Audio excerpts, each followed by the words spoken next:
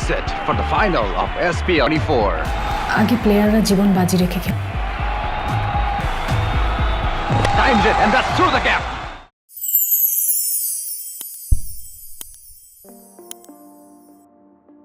অভিনয় জগতে বরাবরই সফল রাফিয়াত রশিদ মিথিলা। ছোট পর্দা তো বটেই, বড় পর্দাতেও নিজের সক্ষমতার জানান দিয়েছেন তিনি। ঢালিউড থেকে টলিউডেও যার বিস্তার। কিছুদিন আগে বাজি নামে একটি ওয়েব সিরিজ করেছেন। সেই সিরিজে অভিনয় নিয়ে কম জলঘোলা হয়নি, কারণ সেই সিরিজে অভিনয় করেছেন তার প্রাক্তন স্বামী ও অভিনেতা তাহসান খান।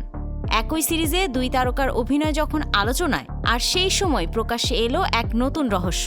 অভিনেত্রী মিথিলার নাকি লাভ স্টোরিতে অরুচি।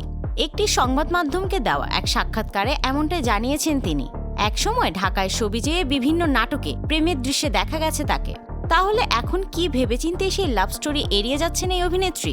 এমন প্রশ্নের জবাবে মিথিলা বলেন, প্রেম শেষ, তাই আর চাই না।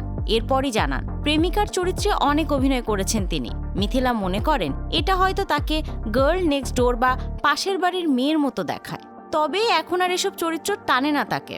এজন্যই গতানুগতিক প্রেমের গল্প এড়িয়ে চলছেন এই অভিনেত্রী। মিথিলা জানায়, প্রেমের গল্পে অভিনয় করতে চান তিনি, তবে তা ইন্টারেস্টিং গল্প হতে হবে। আবার গল্পে তার চরিত্র ব্যতিক্রম হতে হবে।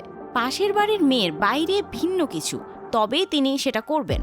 এরই মধ্যে শিশুতোষ সিনেমা নুলিয়াছড়ির সোনার পাহাড়ের শুটিং শেষ করেছেন মিথিলা। পাশাপাশি মুক্তির অপেক্ষায় রয়েছে তার অভিনীত জলে জলে তারা। তাছাড়া তার পরবর্তী সিনেমা অরণ্যের প্রাচীন প্রবাদ আগামী 5 জুলাই কলকাতার প্রেক্ষাগৃহে মুক্তি পাবে। এটি রহস্যময় গল্প নিয়ে গড়ে ওঠা এই সিনেমায় নার্সের চরিত্রে অভিনয় করেছেন মিথিলা।